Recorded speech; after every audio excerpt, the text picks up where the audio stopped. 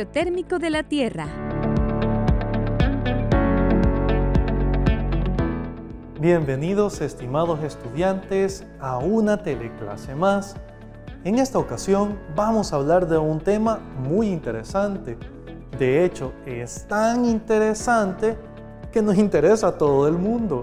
¿Por qué? Porque en esta ocasión vamos a hablar de la regulación térmica del planeta Tierra. Como el tema es muy amplio y también es muy complejo, vamos a hacer lo siguiente. Como es muy amplio, lo vamos a dividir en dos partes. Esta será la primera clase.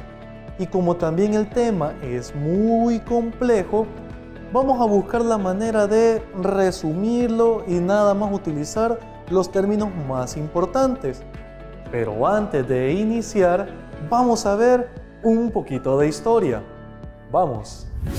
¿Te has preguntado alguna vez de dónde provienen los sorbetes?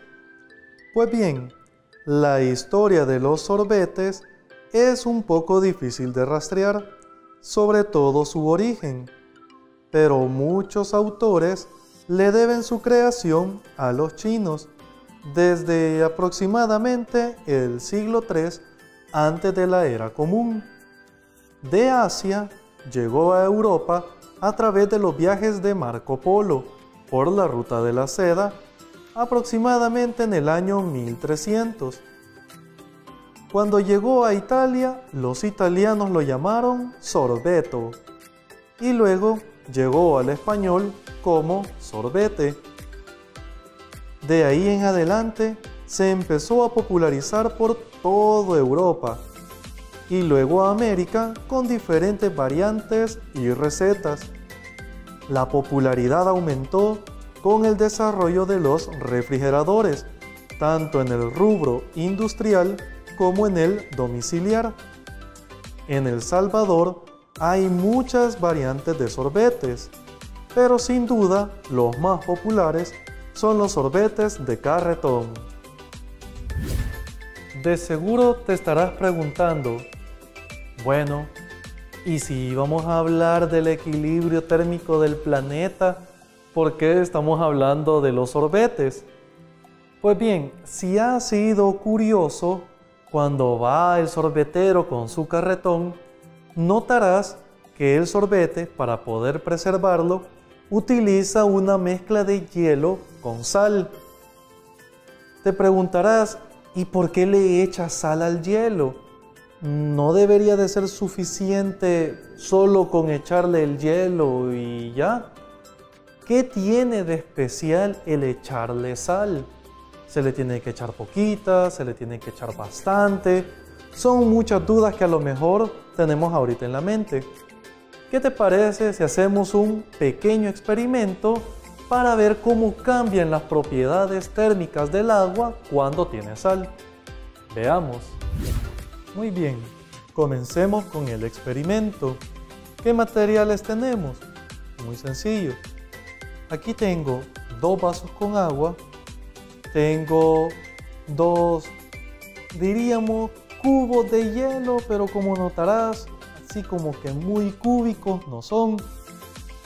Tengo sal común, es sal de la que tengas en la cocina, no tiene ningún proceso especial. Y un agitador. ¿Qué es lo que voy a hacer? De los 2 recipientes con agua, voy a verter sal común en uno de ellos.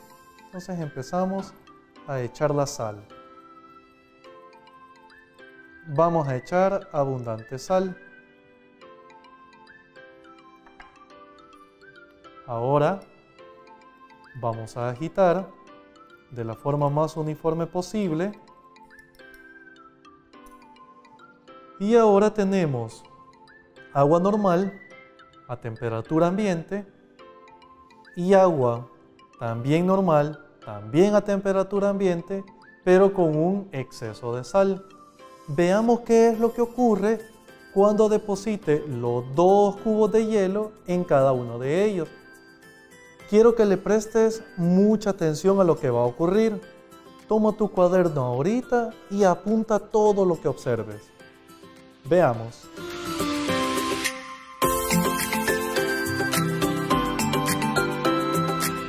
vamos a dejarlo por un momento. Vamos a poner un pequeño cronómetro para que nos esté llevando el tiempo.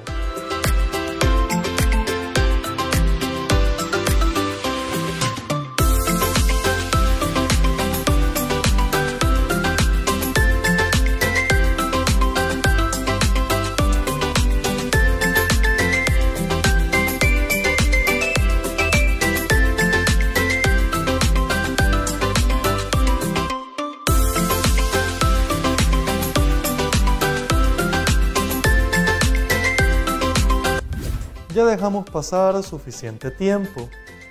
Veamos qué es lo que ha ocurrido. Asumo que te intriga saber cuál está más grande y cuál está más pequeño. Extraigamos. Observa el tamaño con el que ha quedado este cubo y observa el tamaño con el que se encuentra el otro cubo. Es bastante evidente la diferencia, ¿no? Así que, en efecto, cuando echamos sal en el agua, ocurre algún cambio en sus propiedades térmicas que permite que ocurra este tipo de fenómenos. ¿Cuál es la razón o por qué es que ocurre este fenómeno de esta manera? Veamos la siguiente explicación. Muy bien. Como pudiste apreciar, los materiales que utilizamos son materiales muy sencillos de conseguir en tu casa. Y también el experimento no es un experimento complicado o peligroso. Así que si quieres replicarlo en tu hogar, no hay ningún problema. Eso te va a permitir tomar tus notas y tus apuntes con más facilidad. En efecto, la propiedad que estábamos cambiando es una propiedad térmica. Específicamente, la propiedad que cambiamos se llama capacidad calorífica. A lo mejor el término capacidad calorífica te parezca un término nuevo, un término extraño, pero en realidad es muy sencillo. Te lo resumo de la siguiente manera. La capacidad calorífica no es más que la capacidad, habilidad o propiedad que tienen los diferentes cuerpos para absorber o para ceder energía en forma de calor. Pero no solamente la capacidad calorífica cambió cuando teníamos nuestra mezcla de agua salada con la agua normal. También hubo otra propiedad que cambió. La propiedad que cambió es el punto de congelación. Normalmente el agua se congela a 0 grados Celsius, pero cuando tenemos una mezcla de agua salada, tiende a congelarse aproximadamente a menos 2 grados Celsius. ¿Qué implica esto? Implica que cuando se estaban derritiendo el hielo, el punto de congelación, o aunque tuviéramos agua bajando su temperatura, el agua salada permitía retener más agua líquida a una temperatura baja. Esto permitía que el recipiente donde había agua salada, el cubo pudiera mantenerse durante más tiempo congelado, mientras que en el caso del agua convencional no se lograba esto. ¿Para qué nos sirve todo esto? Precisamente porque estamos hablando del planeta Tierra. En el caso del planeta Tierra, tenemos en abundancia agua salada, los océanos. Así que, en conclusión, los océanos nos permiten que la temperatura del planeta se regule. Nos sirve como el refrigerante del planeta. Los océanos cubren cerca de 2/3 partes de toda la superficie del planeta. Ya sabemos que también la mayor parte del agua que se encuentra en el planeta es agua salada. Y como ya vimos, el agua salada presenta buenas propiedades para absorber la energía, en este caso la energía que proviene del sol. Pero ya has notado que obviamente el agua no está estática, no está quieta, no se queda solo en el océano, sino que tenemos diversas dinámicas en el movimiento del agua. a este movimiento del agua que hace a través de todo el planeta, es decir, en algunos momentos lo encontramos en los océanos, en otros momentos en los lagos, en otros momentos en los ríos. A todo este movimiento se le conoce como ciclo hidrológico. Y el ciclo hidrológico, dependiendo del autor, dependiendo de los libros que consultes o de las páginas de internet que consultes, encontrarás que lo dividen en múltiples pasos. Para no complicarnos mucho, para poder simplificarlo un poco, lo vamos a dividir en los siguientes pasos. Lo vamos a dividir en evaporación, en condensación, precipitación y escorrentía. Quizás estos términos te suenen un poco nuevos, unos más que otros. Vamos viendo paso a paso para que tengamos una mejor comprensión. Vamos con el primero. Como estuvimos hablando de los océanos, vamos a hablar en este caso y vamos a partir desde la evaporación. Entonces, para que el agua de los océanos se evapore, principalmente la superficie del agua de los océanos, necesitamos una fuente de energía que se encargue de aumentar su temperatura. ¿Quién se encarga de aumentar la temperatura del agua del océano? La radiación que proviene del sol. Entonces el agua empieza a evaporarse, se convierte en vapor de agua y este vapor de agua tiene una densidad muy baja y por eso empieza a subir. Pero la evaporación no solo proviene de los océanos, también proviene de los lagos, de los ríos, del agua que se encuentra colectada en las plantas. Inclusive, y aunque te parezca curioso, también es del agua que se evapora de tu cuerpo cuando te encuentras sudando. Todo eso abona a la evaporación del planeta. Como resultado final, el vapor de agua sube muchos kilómetros hacia arriba. ¿Y qué ocurre ahí? Veamos el siguiente paso. Una vez que el vapor de agua alcanza grandes altitudes, este empieza a buscar diferentes partículas que se encuentran en la atmósfera. Estas pequeñas partículas se les conoce como núcleos de condensación. ¿Y qué es lo que hace el vapor de agua?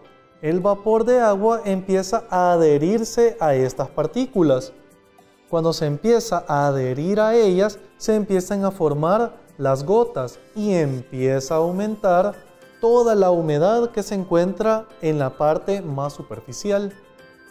Una vez que esta humedad se va acumulando, da paso al siguiente fenómeno. La forma visible, la manera en la cual nos damos cuenta que existe mucha humedad en la atmósfera, es por medio de las nubes. Como puedes observar, hay nubes de diferentes formas.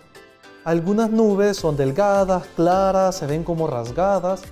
Sin embargo, hay otras nubes que son bastante gruesas y bastante oscuras, las que normalmente les decimos las nubes de tormenta. Estas nubes, cuando llega un momento en que la cantidad de humedad es tan grande, las gotas se vuelven de un tamaño lo suficientemente grandes para ya no encontrarse suspendidas en la atmósfera, sino que por efecto de gravedad, esta empieza a caer y por lo tanto empieza a llover. En pocas palabras, cuando nosotros hablamos de precipitación, es el término atmosférico apropiado para referirnos a la lluvia. ¿Qué ocurre una vez que el agua cae? Ocurre el siguiente paso. La escorrentía es el último paso que vamos a ver. A lo mejor escorrentía te parezca un término demasiado nuevo, pero en realidad la escorrentía no es más que la corriente de agua que fluye luego de la precipitación.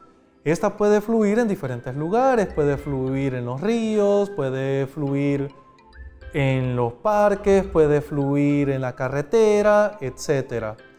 Una vez que esta corriente de agua se da, vuelve a iniciarse el ciclo con la evaporación y así sucesivamente, un ciclo tras otro. Lastimosamente, este ciclo de esta clase ha terminado. Sin embargo, recuerda que continuaremos la siguiente sesión hablando sobre el equilibrio térmico del planeta. Nos veremos la próxima semana en tu espacio Aprendamos en Casa. Gracias.